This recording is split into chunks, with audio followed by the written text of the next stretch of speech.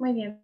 Buenas noches con todos. Espero que estén muy bien por sus casas. Es de mi agrado presentar al doctor Eric Ricardo Peña Sánchez. Él es médico epidemiólogo clínico y gerente de evaluación de tecnologías sanitarias en el Instituto de Evaluación de Tecnologías en Salud e Investigación, eSalud.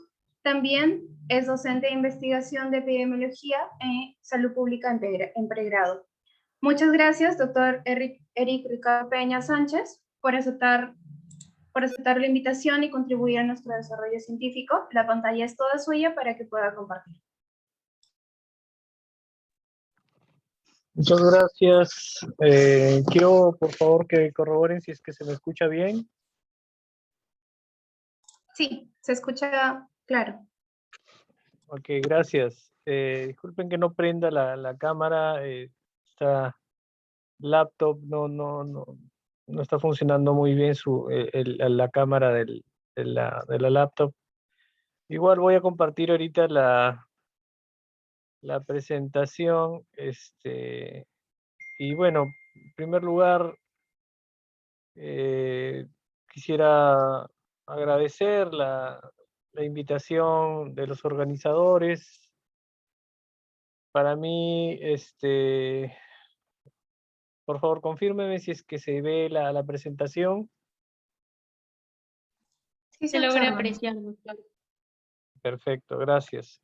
Nuevamente les agradezco mucho a la invitación. Para mí,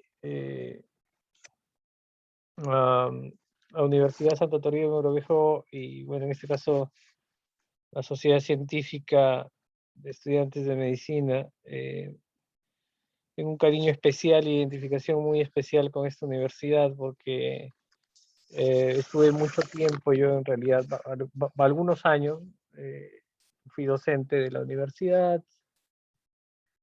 Cuando estaba trabajando como director regional de epidemiología en Lambayeque y como médico epidemiólogo del Hospital Regional también, estuve varios semestres trabajando con el equipo de investigación de la Facultad de Medicina. Conozco a la gran mayoría de docentes, bueno, los que estaban en esa época, y también a algunos estudiantes. He sido docente de varias promociones de la universidad y tengo un aprecio, le tengo mucho aprecio a la universidad.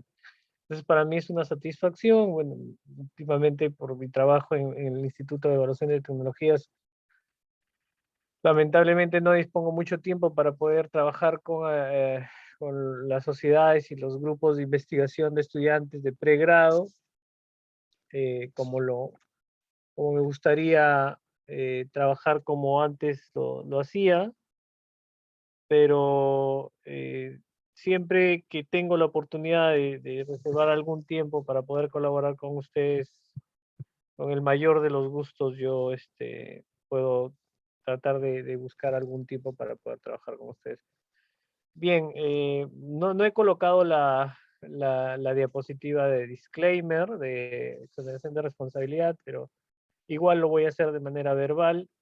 Todas las opiniones que voy a presentar en la presente exposición corresponden única y exclusivamente a una posición del autor, o sea, quien habla, y no corresponden de ninguna forma, pues, posición o opinión institucional, ¿no?, en las que laboro, fundamentalmente en eSalud. Bien. Lo que vamos a ver ahora, y lo que también se solicitó para desarrollar en esta presentación, es la formulación de una pregunta de investigación. Entiendo que ustedes son un grupo de estudiantes de medicina que eh, están iniciando, o algunos ya están desarrollando la carrera y de alguna forma quieren complementar su desarrollo profesional con desarrollar competencias en aspectos metodológicos de la investigación científica, que a mí me parece una condición absolutamente necesaria, parte de la formación profesional de todo médico, y en ese sentido, pues, este tema supone pues los pasos iniciales o los conceptos iniciales de cómo es que se formula una pregunta de investigación a partir de la cual se desarrolla la investigación científica, ¿no? Entonces, en esta presentación lo que vamos a brindar son herramientas para delimitar un problema de investigación. Vamos a dar algunos alcances sobre cómo se afina un problema de investigación, algunos ejercicios que sería muy interesante interactuar con los participantes de la sala, ¿no? De algún modo para hacer algunas preguntas muy cortas y que de repente ustedes brinden sus opiniones respecto a las potenciales respuestas que se puedan dar en esto. Luego vamos a hablar de eh, cómo se justifica un problema de investigación que finalmente tiene que ver con el hecho de eh, por qué vale la pena hacer la investigación, o dicho de otra forma, por qué vale la pena responder a esta pregunta de investigación. Y finalmente, sería ideal, si es que alcanza el tiempo, pero yo creo que sí, discutir opiniones sobre problemas de investigación que ustedes estén planteando. Sería muy interesante darles retroalimentación o intercambiar unas cuestiones o opiniones respecto de preguntas de investigación que ustedes estén formulando o que tengan eh, por lo menos en idea de investigación en la que puedan ustedes desarrollar. Antes de proceder a iniciar cada uno de estos objetivos de la presente exposición, quiero recordarles que lo que vamos a hablar es la formulación de una pregunta de investigación en el contexto de investigación cuantitativa. Y es importante que ustedes reconozcan esto porque la investigación tiene dos paradigmas, que es la investigación cuantitativa y la investigación cualitativa. Actualmente se viene desarrollando en el marco de las ciencias sociales e incluso en tipos de investigación que se orientan para, por ejemplo, evaluar intervenciones de salud pública o intervenciones sanitarias en términos de cómo se implementa una intervención en salud pública.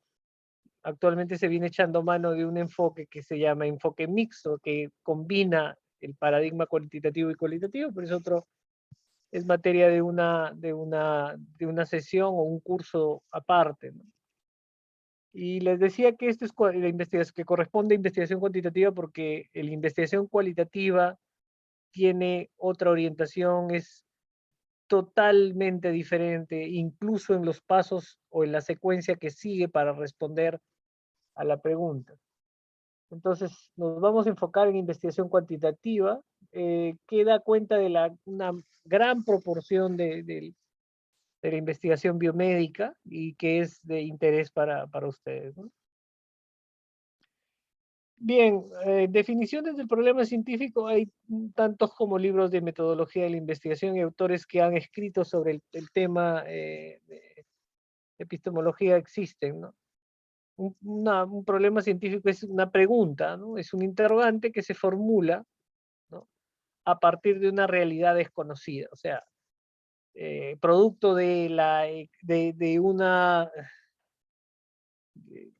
observación, emerge de esa observación un vacío de conocimiento que merece ser respondido. Entonces, a partir de una realidad desconocida o ante la falta de información o información incompleta, ¿no? Sobre algún hecho, la pregunta se dirige o apunta precisamente a llenar ese vacío, ¿cierto? A responder a esa interrogante. Y no solamente, y esto es bien importante, ¿no? Muchos de ustedes, cuando formulan una pregunta de investigación, eh, algunas veces se comete el error de ver un artículo científico hecho en otro país, ¿no? Que responde a una pregunta específica. Y ustedes dicen, pues lo han hecho en otro país, lo voy a hacer acá también. Entonces formulan la misma pregunta con las mismas variables, etc. Entonces, y como lo vamos a ver a continuación, uno de los atributos que tiene una buena pregunta de investigación es originalidad, ¿cierto? Originalidad. y vas a tener algunas dificultades, pero ¿cuál es el tema acá? Que no solamente una pregunta de investigación resulta importante o de responder cuando no existe información al respecto, sino cuando existe información, pero información no concluyente, información discordante o incoherente o, no o contradictoria.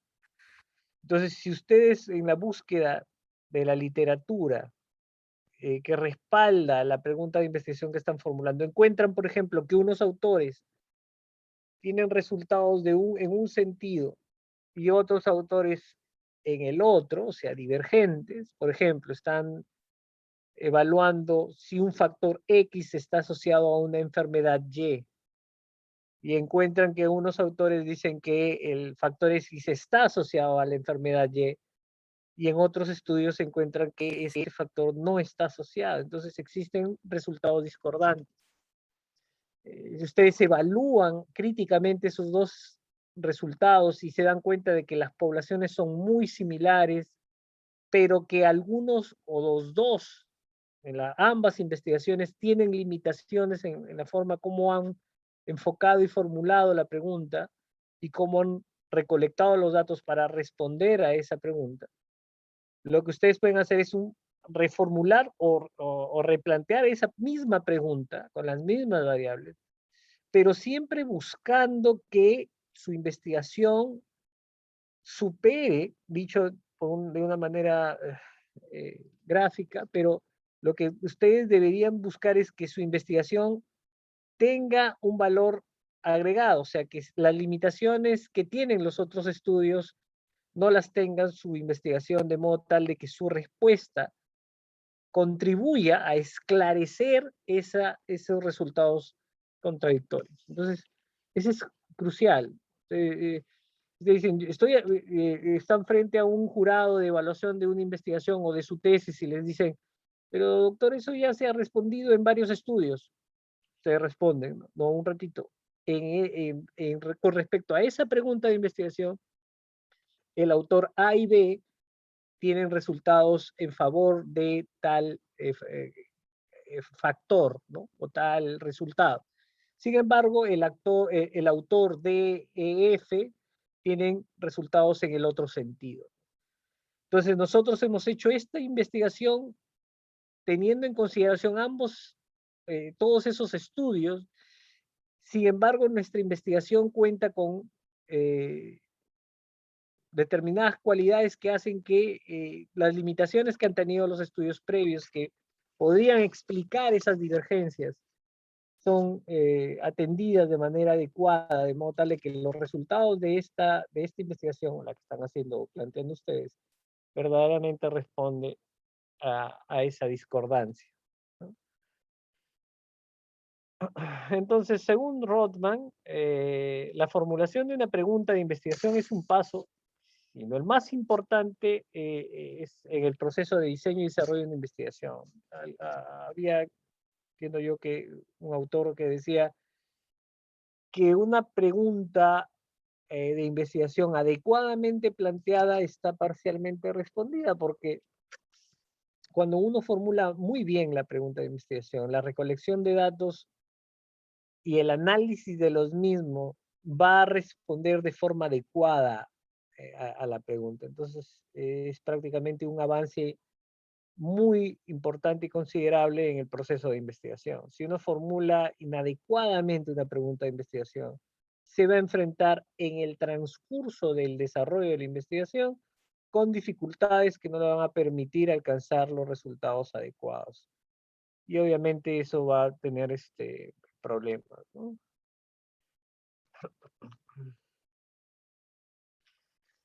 Existen unos criterios para la formulación adecuada de un problema de Kerlinger, ¿no? ¿Qué son estos? El primero dice, todo problema de investigación o pregunta de investigación debe incluir una o más variables. Esto es clave en el paradigma cuantitativo, ¿no? La investigación cuantitativa se trata de medir variables, de cuantificar variables. Por eso se llama enfoque o investigación cuantitativa, porque de lo que se trata es de medir. Si yo digo, ¿cuál es la prevalencia de adicción al Internet en población escolar del distrito de Lince, en Lima? Entonces, el estudio lo que pretende es cuantificar la frecuencia de una variable. ¿Y cuál es la variable? La variable es adicción al Internet. ¿Por qué se llama variable? Porque es el atributo que varía de sujeto en sujeto. Si la población a la que estamos pretendiendo hacer nuestra investigación son población escolar, se supone que son niños entre 6 y 16 años, escolar, independientemente sea primero o secundaria. Uno puede ir afinando la pregunta, concentrando la población, etcétera, etcétera, pero sin embargo, a donde quiero llegar en el punto de cuantificar es que la variable o el atributo que varía de sujeto en sujeto, que varía de escolar en escolar, que va a ser materia de la investigación, es el estado de tener o no tener adicción a Internet. Esa es la variable. Entonces, ¿eso cómo se mide? Con una escala, ¿no? Una encuesta autoaplicada que a través de una serie de preguntas el encuestado llena y se puede determinar a través de esa escala si es que tiene o no sufre de adicción al Internet. Entonces, cada sujeto va a tener diferentes estados de esa variable. Tiene o no tiene, o puede ser no tiene, tiene una adicción leve, moderada, severa, dependiendo de cómo mida la escala. Pero a dónde apunta esta afirmación es que la pregunta implica una variable. ¿Cuál es la frecuencia de adicción? Si quieren hacer un estudio analítico, estamos diciendo que, por ejemplo, el tiempo que los estudiantes universitarios pasan frente a la computadora durante las clases virtuales está asociado a un incremento en el síndrome de fatiga ocular. Estoy inventando un problema de salud. Entonces yo quiero saber si es que determinada cantidad de horas frente a la máquina puede incrementar o disminuir el riesgo de padecer un problema ocular. Entonces, ¿cómo hago la investigación? ¿Cómo sería la pregunta? ¿No? ¿Existe asociación entre la cantidad de horas frente al computador y la frecuencia de cansancio ocular? ¿No? Estoy inventando, obviamente, no es un tema, no es un término adecuado, pero es solo para el ejemplo. Entonces, ¿cuáles serían las variables ahí? ¿Alguien se anima? Levanten la mano y por favor lo comenta. Si no, si la pregunta que yo hago es, ¿existe asociación entre cantidad de horas de uso de computador con fatiga ocular, digamos que se llame así la enfermedad? ¿Cuáles serían las dos variables en esa pregunta de investigación?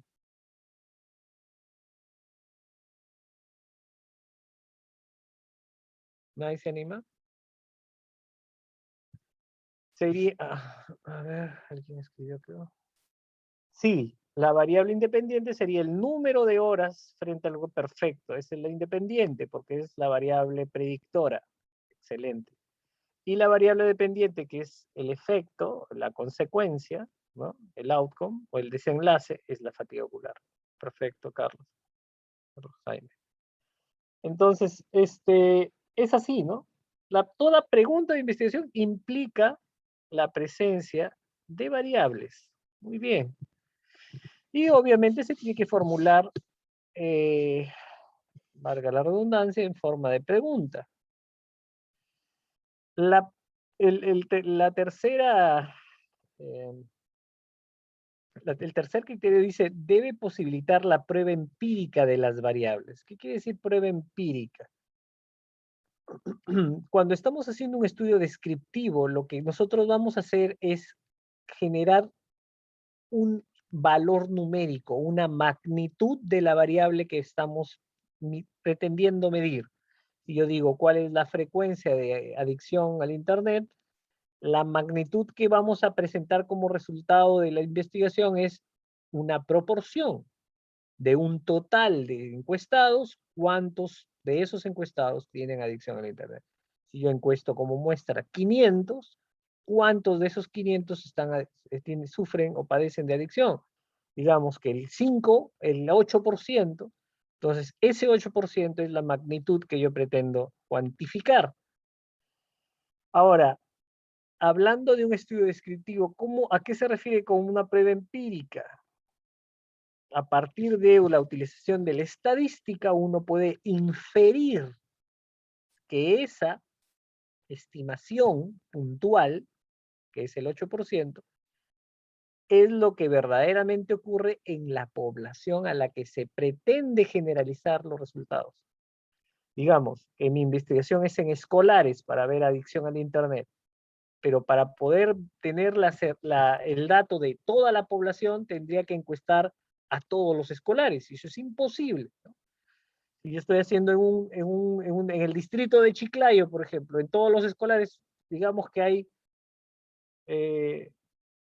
550,000 estudiantes, medio millón de estudiantes. A todos no lo vamos a encuestar, es materialmente imposible, ¿cierto? Tendría que hacerse un censo.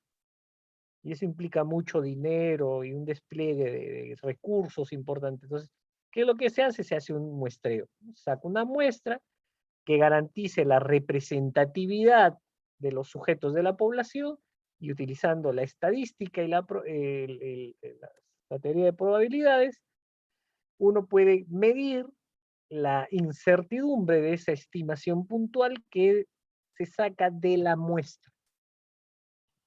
Entonces, utilizando estos procedimientos estadísticos, ¿no? Podemos probar empíricamente estimaciones puntuales, contrastación de hipótesis en el caso de investigaciones analíticas, ¿no? Etcétera, etcétera. Entonces, eso es lo que quiere decir que toda pregunta de investigación debe posibilitar una prueba empírica. O sea, eso implica que las variables que son materia de la investigación, que están dentro de la pregunta, deben ser medibles. Y si es que se busca cuantificar una asociación, que la asociación pueda ser medible. Entonces, eso permite probar empíricamente las variables, ¿no? 4. Se debe expresar en una dimensión espacial y temporal, claro, sobre todo en las investigaciones descriptivas, ¿no?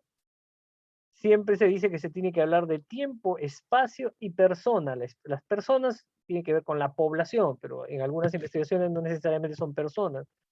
Algunas investigaciones tienen como unidad de análisis un objeto o como unidad de análisis un grupo de sujetos, ¿no? Por ejemplo, yo estoy haciendo una investigación sobre funcionalidad familiar y violencia. Y violencia familiar. Vuelvo, la pregunta sería, ¿existe asociación entre funcionalidad familiar y violencia intrafamiliar? Entonces, ahí hay dos variables. Una variable sería la funcionalidad familiar, o sea, para ver si es que una familia es disfuncional, que se puede hacer algún tipo de instrumentos o escalas que midan la funcionalidad familiar. Y la violencia que también se puede reportar, ¿no? Episodios de violencia en el seno de la familia. Entonces, ¿cuál es la unidad de análisis? ¿Es un sujeto? No, no es una persona, es una familia, es un grupo de personas. Entonces, independientemente de si es una persona, una familia, lo que sea, que se formule la pregunta, toda pregunta debe estar enmarcada en un tiempo y un espacio, un lugar y un momento, un tiempo. Y eso tiene que estar bien descrito, sobre todo en preguntas descriptivas, ¿no? Ahí resulta crucial. En las preguntas analíticas, a veces no es tan relevante toda vez de que se pretende generalizar el estado de dos variables independientemente del contexto temporoespacial. Entonces, por eso ahí la disquisición, ¿no? La diferencia. Y 5, formulada de modo claro e inequívoco. O sea, toda pregunta de investigación tiene que ser explícita, clara, sin lugar a especulaciones de, si el lector no lo entiende y empieza a especular, eso quiere decir que la pregunta no está bien formulada, ¿no? O sea, sin lugar a que pueda haber alguna mala interpretación.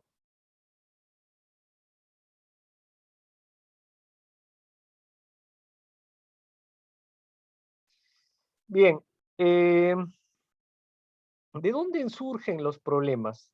¿Cómo es que busco una pregunta de investigación? Y esto es un tema bien interesante porque en los cursos de metodología de la investigación, donde los estudiantes en tercer, cuarto ciclo, en segundo año, tercer año, empiezan a formular sus primeras preguntas de investigación, es un drama ver, o sea, muchas veces algunos estudiantes llegan incluso a frustrarse porque cada propuesta de pregunta no llega a concretarse.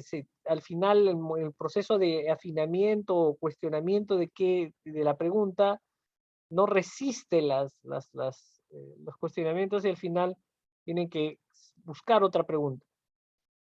Y el gran problema de algunos estudiantes es empezar o sea, escoger un tema y a partir de ese tema imaginarse una pregunta.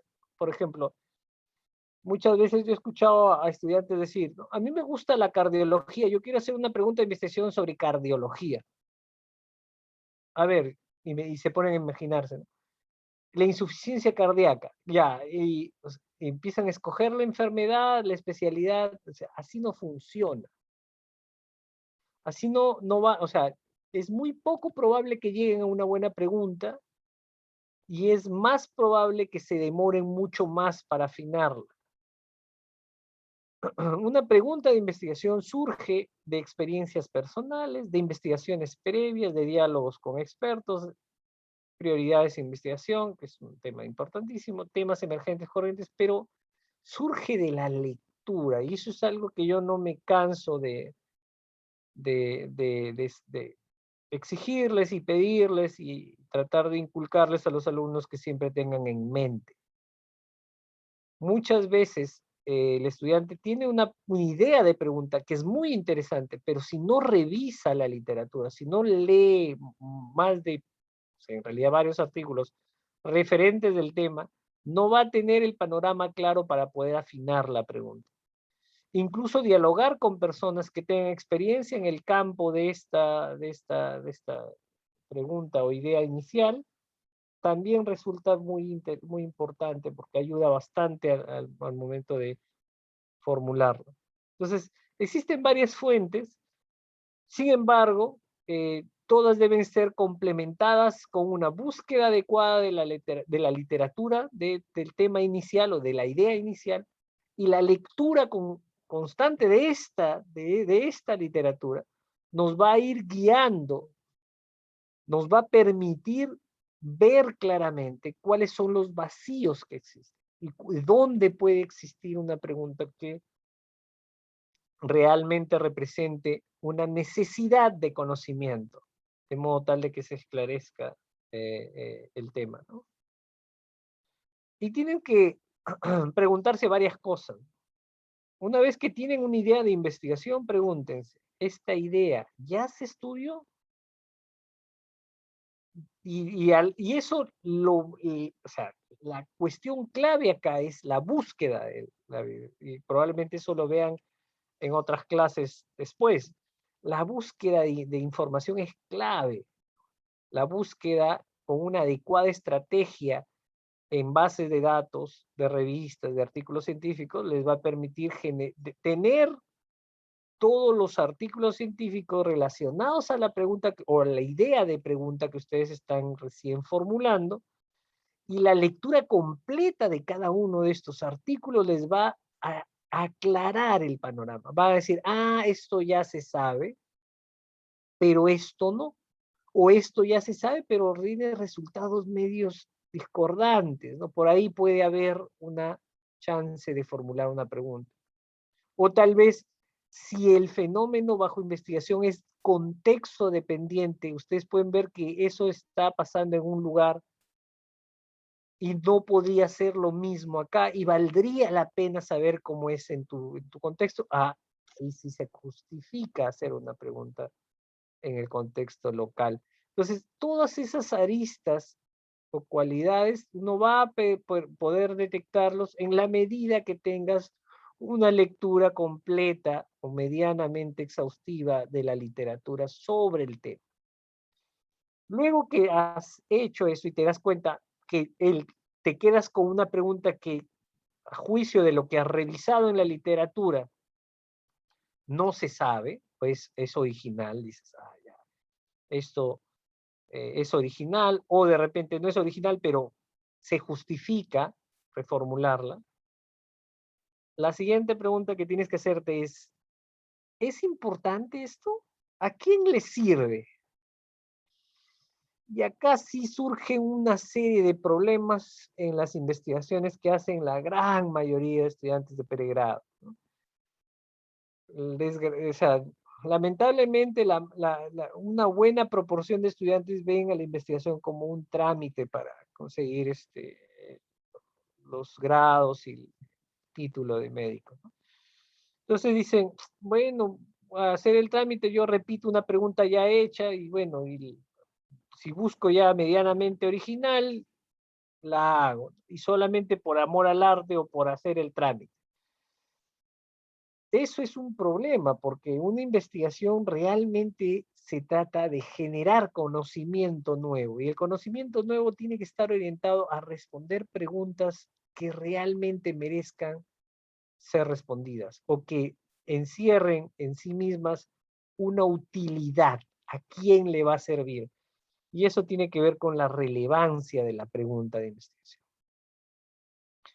Y luego es adecuado para mí. Esto yo cada vez que hablo de esto, de esto que tiene que ver con el FINER que vamos a hablar después, siempre menciono el ejemplo de un estudiante de pregrado que una vez me dijo, ¿no? Yo quiero probar el efecto del extracto de la pepa de no sé qué, de una fruta, ¿no? Yo quiero probar el extracto de la pepa de la guayaba, inventando, pues no me acuerdo qué fruta era la que me dijo. Y me dijo, frente el efecto antibiótico en Mycobacterium tuberculosis multiresistentes. Y yo le dije, bueno, es interesante, pero ¿are you out of your mind? O sea, para poder manipular un Mycobacterium con multiresistente requiere de un nivel de bioseguridad de un laboratorio que ni siquiera existen en Chiclayo, ¿no? En la época, ¿no? Estoy hablando de hace varios años, ahora creo que la ARESA ya tiene cámara de flujo laminar que permiten utilizar, pues, manipular este tipo de cepas con un nivel de bioseguridad de BLC3, ¿no? Pero no sé si existirán hasta ahora. Pero, o sea, es adecuado, no era de ninguna forma adecuado porque se requeriría de un tipo de infraestructura y equipamiento que no estaba disponible para el autor, ¿no? A menos pues de que trabaje con alguien en el laboratorio y no sé, postule una subvención, un financiamiento, qué sé yo, ¿no? Luego, ¿puedo o no puedo ejecutar? ¿No? Por ahí alguien me dijo, quiero hacer una investigación para, no recuerdo muy bien, hacer un modelo predictivo, o sea, implicaba utilizar una técnica de análisis extremadamente compleja que definitivamente parecía ser muy simple, pero que reviste un nivel de complejidad que definitivamente no era posible para el estudiante poder hacerlo. Entonces, uno tiene que realmente pensar en qué es posible y qué no. Y luego pensar en el dinero que vas a gastar y en el tiempo. Entonces, todos esos tipos de cuestiones tienes que plantearte. Y esto es lo que la mayoría de ustedes ya ha escuchado seguramente que es el FINER, ¿no? Toda investigación tiene que ser factible, tiene que ser interesante, tiene que ser novedosa, ética y relevante, ¿no? Es importantísimo. Y la factibilidad, pues uno tiene que identificar si es que, por ejemplo, el instrumento que uno va a utilizar, pues, mm, o sea, se puede aplicar de manera adecuada en la población objeto de estudio, entonces puedes echar mano de un estudio piloto para probar el instrumento. Puedes darte cuenta que la población a quien estás eh, buscando incluir como población accesible realmente no representa a la población objetivo de la investigación y tienes que virar de una población accesible a otra y por lo tanto tendrías que cambiar o modificar criterios de selección. Tienes que identificar el diseño de estudio que realmente, o mejor dicho, que responda adecuadamente a la pregunta de investigación. Y tienes que poner en la balanza la factibilidad en todas las dimensiones que hemos descrito, ¿no? Entonces, en un extremo de la balanza está lo que idealmente tienes que hacer y en el otro lado está lo que realmente puedes hacer. Entonces, tú tienes que balancear lo que idealmente tienes que hacer versus lo que puedes. Y logrando un balance adecuado y asumiendo esas limitaciones, uno puede hacer una investigación de una manera adecuada, ¿no? El trabajo tiene que ser interesante y el interés, sobre todo en un estudiante de medicina que busca hacer una investigación y publicar la investigación, el interés tiene que versar no solamente por responder a una prioridad de investigación, porque es útil en todo sentido, sino también pensando a dónde va a dirigirla, si es que piensen publicarla, ¿no? Que deberían de publicarlo siempre. El interés precisamente para el enfoque editorial de la revista donde se va a presentar, etcétera, etcétera, ¿no? Ahora, si estamos haciendo una investigación sobre la base de un concurso o de un grant, la pregunta debe ser interesante para los que financian, ¿no? Entonces, también uno tiene que tener en cuenta hacia dónde está apuntando. Tiene que ser novedoso y verificar esto depende de lo que yo les mencioné hace un minuto, ¿no? De revisión de la literatura, ¿no? Es clave. Que sea ético, en ético ya ustedes deben de llevar cursos sobre esto y no quiero explayarme en esto, pero definitivamente es algo que deben observar y no solamente ver aspectos que son clásicamente vistos como la confidencialidad, que no se le haga daño a las personas o que no se les someta a riesgo excesivo, sino que se les ofrezca un beneficio, ¿no? Y que sea relevante, ¿no? Que sea relevante en términos de conocimiento, de salud pública, etcétera, etcétera. Muy bien. Y vamos uno por uno, pues ya lo vimos, ¿no? La factibilidad es ver si es que estamos haciendo adecuadamente la pregunta en términos de la cantidad de sujetos a investigar, la experiencia técnica que tenemos, los recursos con los que contamos. Esta primera pregunta es bien interesante porque, fíjense, digamos, una vez yo escuché un tema muy interesante sobre trastorno de déficit de atención. O sea, una investigación que identificaba algunos factores asociados a trastornos por déficit de atención. Y la pregunta era, ¿los factores XY están asociados al trastorno de déficit de atención en niños del PRONOI X? O sea, la pregunta estaba muy interesante, pero se iba a realizar en un solo centro de educación inicial, uno solo. Yo les pregunto, la cantidad de sujetos que esa pregunta apuntaba, ¿daría resultados relevantes como para ser extrapolados a una población mayor? Eso es cuestionable, y eso tiene que ver con la validez externa de los resultados de una investigación. Entonces, hay que tener cuidado con eso, ¿no? Tiene que ser interesante, que eso ya lo dijimos, ¿no? ¿Para quién? ¿No?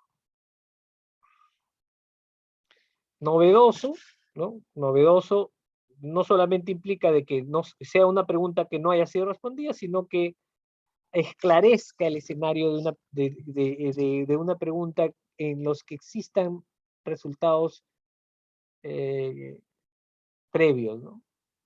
Pueden ser divergentes, pueden ser con un nivel de incertidumbre alto, ¿no? En la que, por ejemplo, las limitaciones de los estudios previos hagan necesario que se haga una investigación superando esas limitaciones, de modo tal de que se confirmen o se refuten esos resultados, ¿no? Y finalmente, eh, bueno, eso ya lo conversamos sobre ética. Y finalmente el tema de la relevancia, ¿no? Que aporte al conocimiento científico, que genere cambios en aspectos, por ejemplo, de manejo clínico, de abordaje de intervenciones o en salud pública, o genere nuevas ideas de investigación, etcétera, etcétera. Genere hipótesis. Muy bien, entonces, ¿cómo se justifica una pregunta de investigación, ¿no? Primero hay que revisar las normas de los proyectos para el cual se está haciendo. Por ejemplo, ustedes van a hacer una investigación para congresos o para vean, ¿no? Cuál es el enfoque en los temas que abordan esos congresos, de modo tal de que las preguntas estén relacionadas a esos, que quieren presentarlo ahí. Si es que están haciendo una tesis en una universidad, las líneas, las prioridades de investigación de la universidad, las líneas de investigación de la universidad, etcétera, etcétera. Entonces, ¿qué debe incluir la justificación? Fundamentar en base a las prioridades, principalmente en términos generales a las prioridades nacionales de investigación, que ha habido una actualización de eso por el Instituto Nacional de Salud. La magnitud del problema relacionado a la pregunta, es importante primero saber el estado de la situación del problema que atiende esa pregunta. Y luego, FINER, ¿no? Factibilidad, etcétera, ¿no? Y sobre todo, la relevancia en términos de utilidad. ¿A quiénes y cómo van a beneficiar los resultados de la investigación?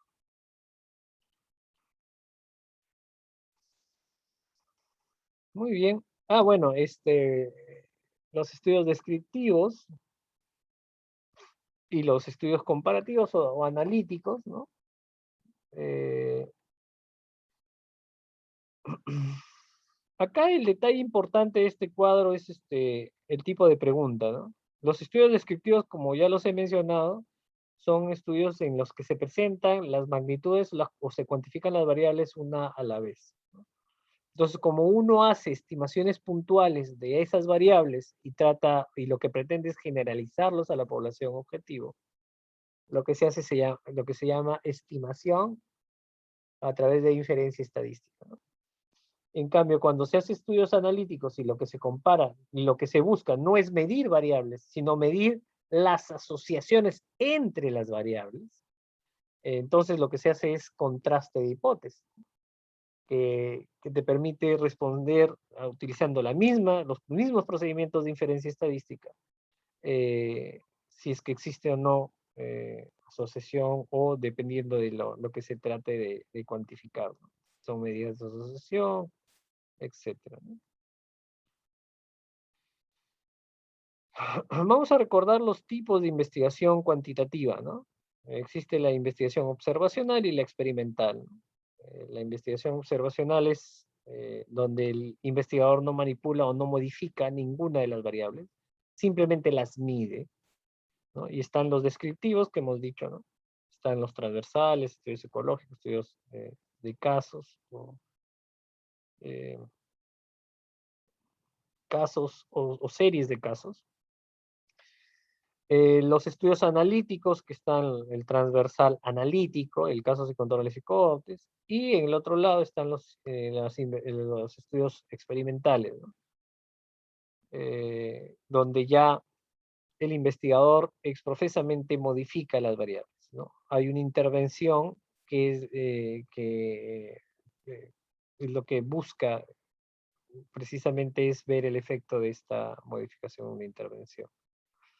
Y existe el preexperimento casi, pero esta clase no es de diseños, así que no vamos a entrar a profundidad de eso. Realmente ustedes ya tengan alguna idea de cuál es la diferencia entre estos diseños, pero era solamente para recordar que para cada uno de estos diseños se adecúan las preguntas de investigación. Uno utiliza o echa mano de cualquiera de estos diseños de investigación cuantitativa de acuerdo a la pregunta, de acuerdo a la pregunta, ¿ya? Dependiendo de cómo esté formulada la pregunta de investigación, uno identifica cuál es el mejor diseño para responder adecuadamente a eso.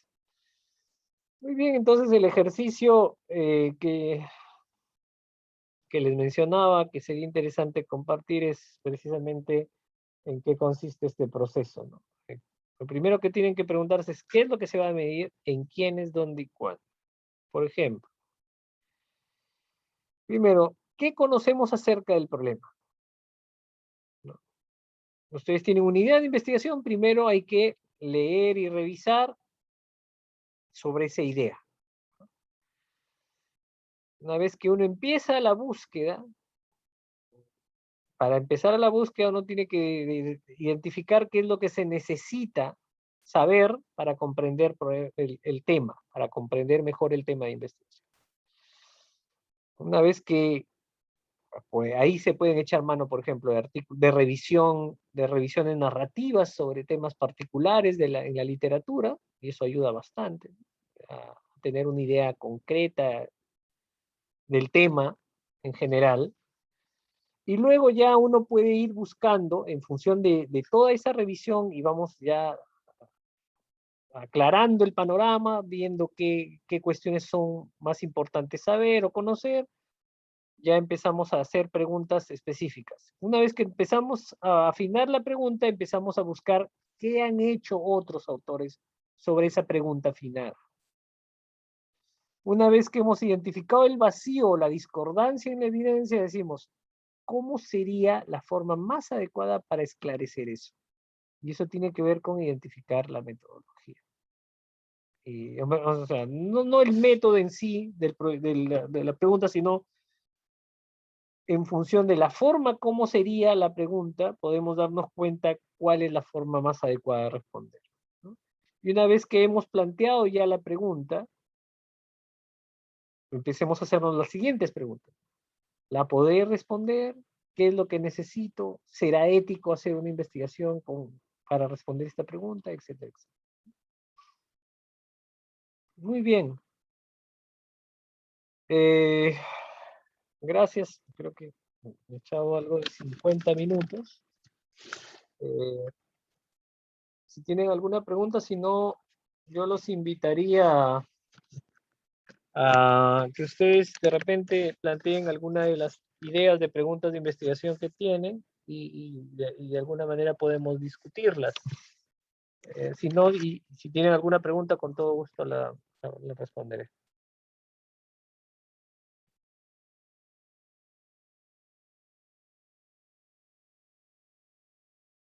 Sí, bueno, preguntas por parte de los asistentes. Quienes quieran hacer sus preguntas pueden hacerlo por el chat o pueden alzar su mano y poder prender su micro.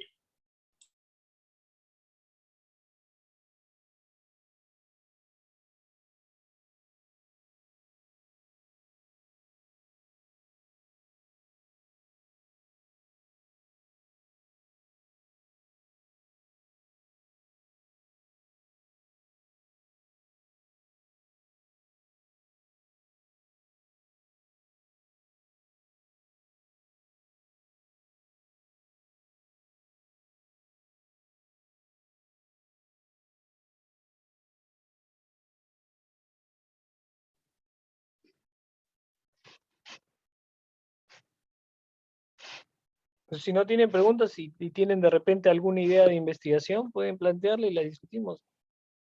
Yo creo que es una de las cosas más útiles que pueden hacer en algún tipo de este tipo de eventos.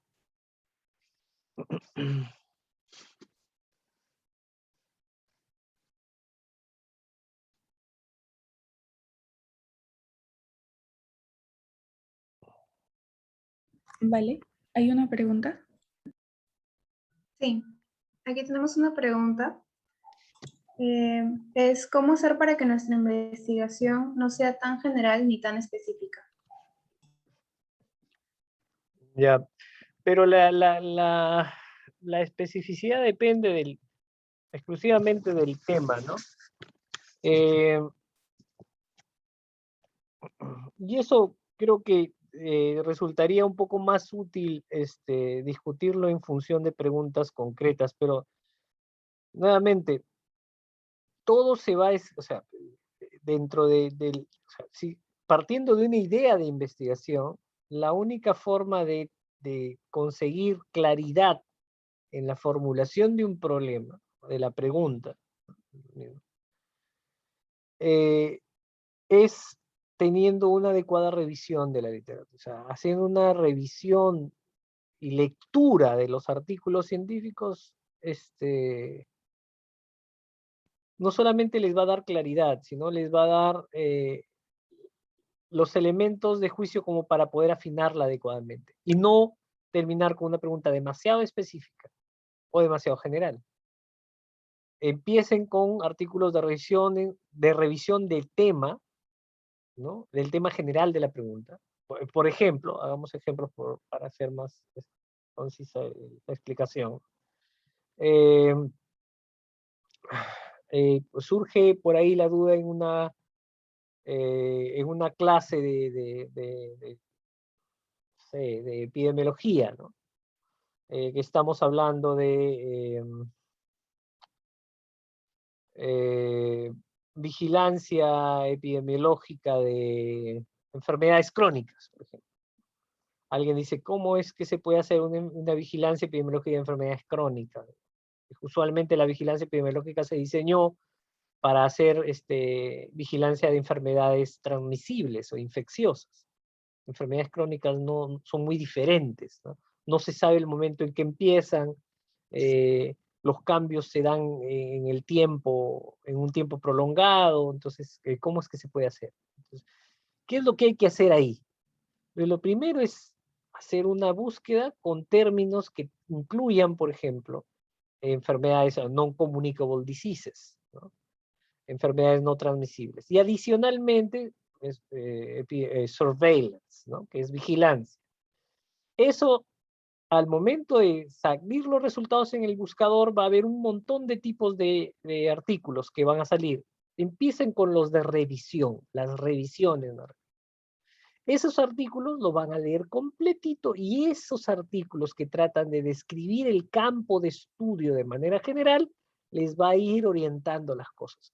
Y se van a dar cuenta, miren, en esta parte, por ejemplo, no se ha descrito cómo es que, por ejemplo, para las enfermedades cardiovasculares, determinados factores, o sea, ese tipo de lecturas generales les van a permitir a ustedes, de una idea nebulosa inicial, los va a ir asentando a cuestiones más concretas.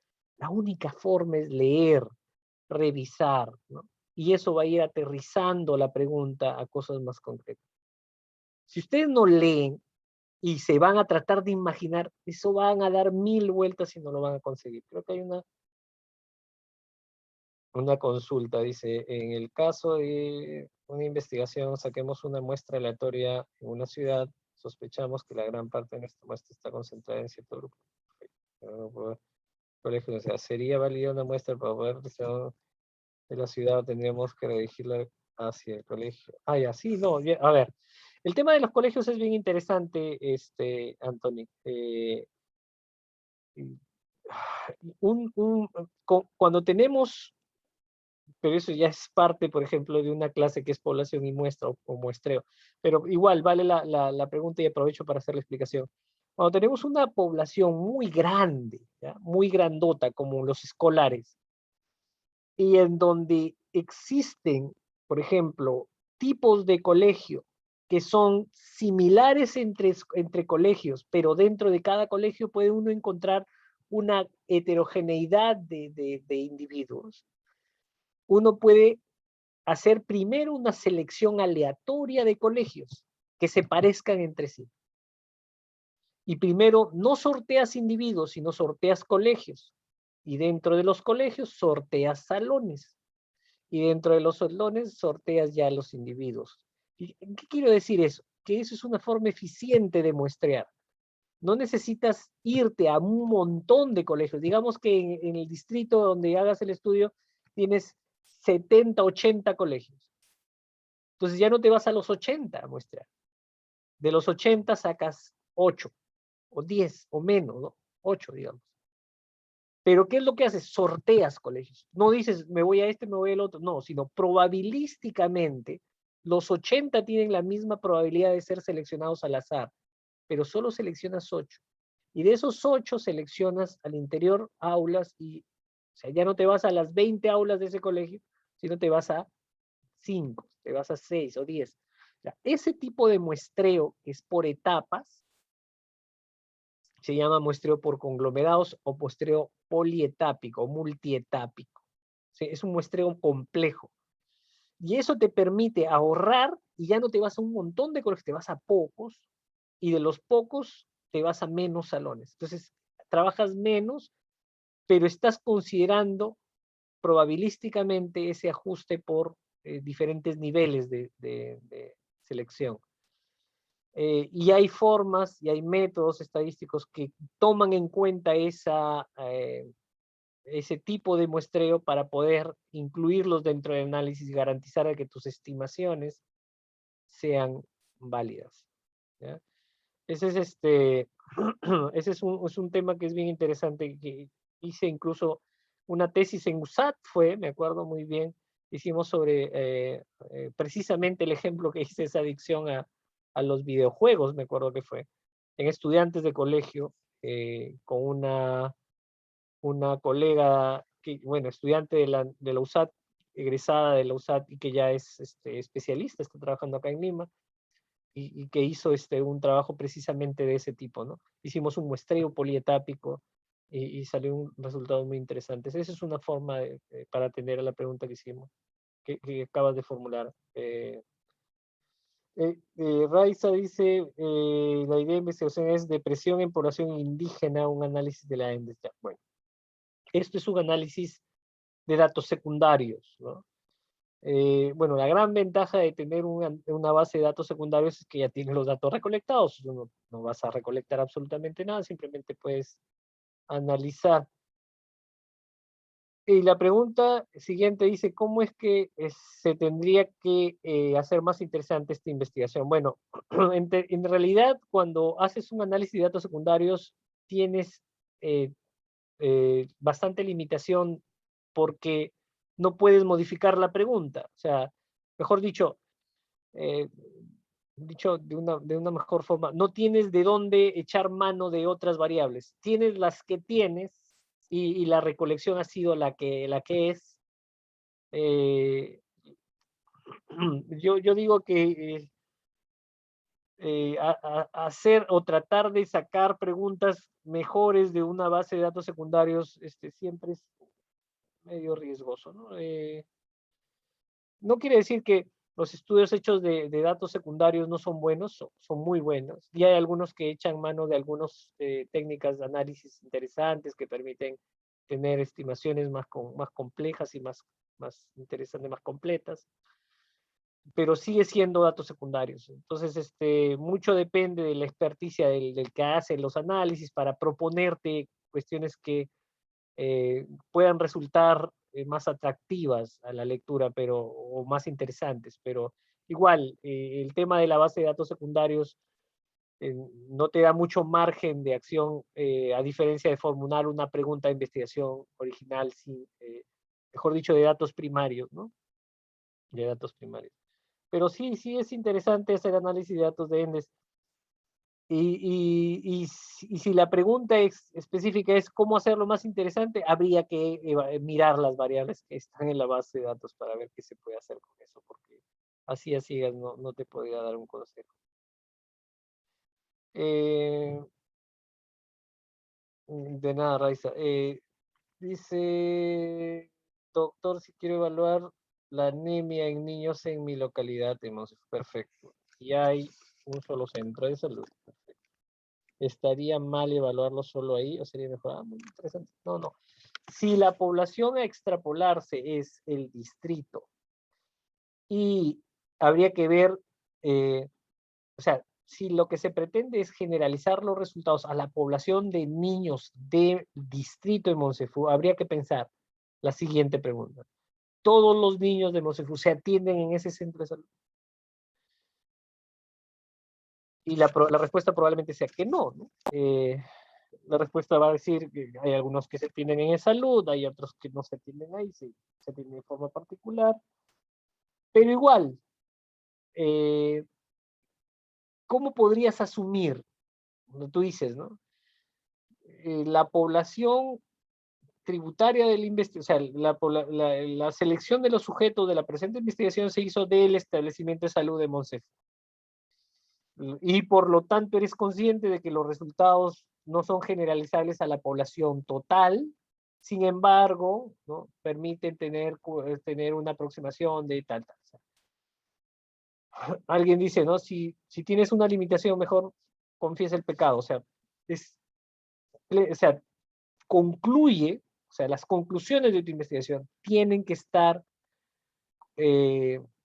sujetas a esas limitaciones, de modo tal de que tus afirmaciones no vayan más allá de lo que puede demostrar tus resultados.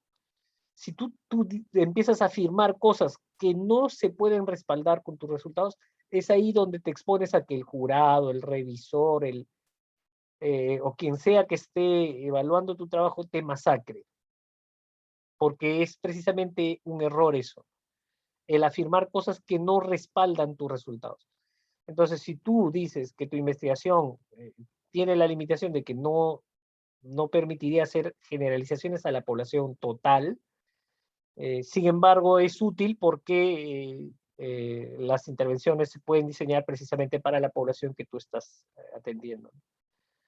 Eso es lo que podría hablarse, ¿no? Ahora, es bien interesante también saber que la frecuencia de anemia en niños de distritos es algo que ya está medido, por si acaso. Porque todos los establecimientos de salud llevan registros de anemia en niños, incluso los gobiernos locales. Entonces, valdría la pena pensar cuál es el enfoque que le vas a dar a la pregunta de investigación, porque si lo que vas a investigar es la frecuencia de anemia, eso está en los registros. Eso son parte de las estadísticas de los establecimientos de salud. No tendría ningún valor o novedad. Pero si le das un enfoque distinto de algún factor o de repente alguna intervención hecha que resultado tenga con respecto al incremento o disminución de la frecuencia de anemia, eso sí es otra cosa. Pero por eso, la idea es que revises del tema, qué es lo que ya está publicado, qué es lo que se habla sobre anemia y qué es lo que haría falta conocer. Entonces, por ahí se afina mejor la pregunta, ¿no? Muy interesantes sus preguntas, chicos. Muy interesantes. Doctor, tenemos una última pregunta. En este caso, nos dicen, tengo un proyecto para determinar el efecto inhibitorio de un extracto de moringa contra cepas de Candida albicans. En este caso, ¿cómo debería diferenciar las variables dependientes e independientes? Ya. Ya. El efecto, o sea, es un estudio in vitro, ¿verdad? El efecto de un extracto de planta sobre el crecimiento de cándida, ¿verdad? Muy bien. Entonces, ¿cuál es la variable independiente? ¿Cuál es la causa, la intervención, la variable predictora? O sea, es la presencia o ausencia del extracto. La variable independiente sería en este caso el extracto, el uso o no del extracto. Y la variable dependiente es cómo, o sea, y eso Yo recuerdo mucho que hice un trabajo en pregrado del extracto de una planta sobre el crecimiento de dermatofitos. Y la variable dependiente la medimos en concentraciones, no recuerdo muy bien, es un indicador de turbidez en tubos de ensayo, y otro es la identificación de micelio a nivel microscópico con KOH, no recuerdo muy bien, pero o sea, los resultados se daban en función de esos indicadores numéricos. Entonces, no estoy seguro de cómo se mida, por ejemplo, el efecto de un extracto sobre cándida, pero debe existir un indicador que permita cuantificar, no sé, el crecimiento o por ejemplo, ¿no? En el caso ¿cómo se llama? De enfrentamiento de antibióticos contra colonias de bacterias, es la variable dependiente del efecto es el diámetro del halo producido por el disco. Entonces, esa variable numérica es el resultado, que te mide el efecto. De la misma forma, tienes que encontrar la variable numérica que te demuestre el efecto inhibitorio del extracto sobre el crecimiento de cándida. No sé si sea el diámetro de un halo, de un disco embebido con el extracto en una placa donde hayas colocado un cultivo de cándida, puede ser, o puede ser, no sé, a través de, como lo mencionaba en el estudio que hice, ¿no? Pero, ¿de dónde vas a sacar ese indicador? De los estudios que han hecho otros autores, ¿no? De repente han probado extractos de otros tipos, ¿no? Y por ahí encuentran una forma de cómo cuantificar la inhibición de cándida a partir de esa confrontación de extractos versus el crecimiento en este caso de cándida albicans, y esa forma de medir la utilizas tú como variable, ¿no? En este caso sería dependiente, porque la independiente es la presencia o ausencia del extracto que vas a utilizar. Muy bien, entonces esa sería la fórmula, ¿no? La forma de cómo tú podrías buscar, la forma como establecer la variable, ¿no? Y puede ser más de una, ¿no? Más de una forma de medir el efecto en la inhibición del crecimiento del cándida. Pero eso pasa nuevamente, y eso regresa a nuestra explicación inicial, por el hecho de hacer una buena búsqueda de antecedentes. Ojo, y si ya se investigó eso, ya se probó la confrontación del extracto con la cepa, ya no vale la pena hacerlo. Solo si es que no se ha probado, valdría la pena poder reformularlo, si es que existen resultados discordantes. Bueno, espero que eso haya ayudado con la pregunta. Sí, doctor. Acá tenemos otra pregunta. Ujú. Doctor, buenas noches. La pregunta de mi problema de investigación sería resistencia del virus COVID-19 a las vacunas. En este caso, ¿debería poner un lugar en específico? ¿Me podría orientar un poco más, por favor? A ver, pero ¿cómo podrían ponerla? Eso es bien complejo. Resistencia de un virus como el COVID a a una vacuna. Y fíjense, justo les comento, mi equipo, el equipo de la Dirección de Evaluación de Tecnologías Sanitarias, recientemente publicamos un informe es un reporte breve de análisis de la evidencia sobre la utilización de desenlaces subrogados para medir el efecto de las vacunas. Y les menciono esto porque es un tema bastante complejo. Yo les pongo así bien simple para que se pueda entender. Yo les pregunto, ¿cuál es el efecto de una vacuna? El efecto es que no te enfermes, ¿verdad? O sea, a ti te ponen la vacuna y tú esperas que en un tiempo de observación no desarrolles la enfermedad, no te enfermes. Ahora, el tema del COVID es complejo, ¿por qué? Porque el COVID te puede infectar, o sea, cuando te expones al virus, te puedes infectar. y haciendo la infección, no hacer la enfermedad. Te puedes enfermar, pero haces un cuadro o asintomático o oligosintomático, ¿no? O pausisintomático, ¿no? Con síntomas muy leves. O te puede dar un COVID con cuadro clínico, o sea, COVID leve, ¿no? O puede ser moderado, o puede ser severo, o puedes necesitar oxígeno, o puedes necesitar intubación y cuidados intensivos, o te puedes morir. Entonces tienes un montón de desenlaces. Ahora, para medir el efecto de una vacuna, ¿cuál es lo importante? ¿Cuál es lo que nos interesa a nosotros? Nos interesa ver si es que la persona vacunada no se muere, no necesita de UCI, no necesita oxígeno, o no se enferma gravemente. O también puedes medir si la persona se enferma o no se enferma. O también puedes medir si es que se infecta o no se infecta. Pero esos desenlaces son más difíciles de medir en las personas. ¿Por qué? Porque si tú vigilas a un grupo de pacientes vacunados y esos vacunados se infectan pero no hacen la enfermedad o se enferman y no tienen síntomas, ¿cómo los detectas?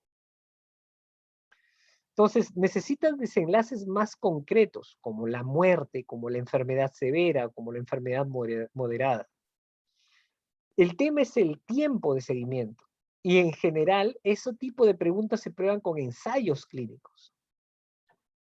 Ahora, existen publicados artículos que prueban la eficacia de las vacunas a partir del dosaje de anticuerpos. O sea, vemos que el vacunado le dosan a los 14 días, luego a los 3 meses, a los 6 meses. Y ven si los anticuerpos se han incrementado a lo largo del tiempo. Pero yo les pregunto, el que tus anticuerpos neutralizantes contra el SARS-CoV-2 aumente, ¿quiere necesariamente decir que no te enfermes? ¿Quiere necesariamente decir que no te vas a morir? ¿Cuánto de eso existe? ¿Cuánto se sabe de esa correlación? O sea, de ahí la importancia de desenlaces subrogados. Ahora, nuevamente, si yo les digo que eso es muy difícil de probar y las empresas farmacéuticas que tienen todos los millones del mundo tienen dificultades con probar eso, con estudios de miles, de cientos de miles de personas vacunadas a partir de ensayos clínicos, piénsenlo bien, ¿se podrá hacer un estudio para medir si es que un virus evade o no evade a una vacuna? ¿Qué tan factible es eso? ¿Ah? Piénsenlo. ¿Ya? Piensen siempre en la factibilidad. Son preguntas que son bastante complejas y que no solamente son complejas, sino que implican un tema de inversión para poder implementarse, que es bastante importante, ¿no? Por eso yo les haría que reflexionen un poco más, ¿no? Tal vez puedan hacer de repente un estudio observacional, ¿no? De vacunados, ¿no? Podría ser, ¿no? Con las limitaciones que tiene esto, ¿no? Pero probar la eficacia o probar en un estudio de tipo experimental sí es muy, muy, muy difícil. Ujú.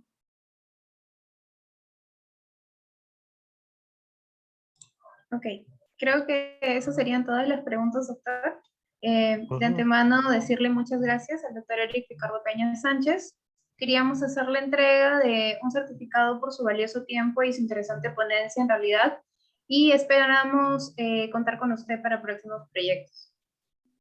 Con todo gusto, chicos. Me da gusto de colaborar con ustedes y saber que la Universidad Santa Toribio de Mogrovejo sigue apostando por su sociedad científica. Gracias por la invitación.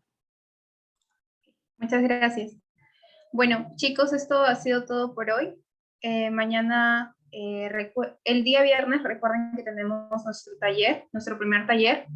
Y no se olviden de seguirnos en nuestras redes sociales como Facebook, Instagram, como Asociación Científica Médico Estudiantil Asociación USAT. Nos vemos en la próxima ponencia y a continuación se les va a enviar el link de pase de lista final disponible por 10 minutos para su llenado. Muchas gracias.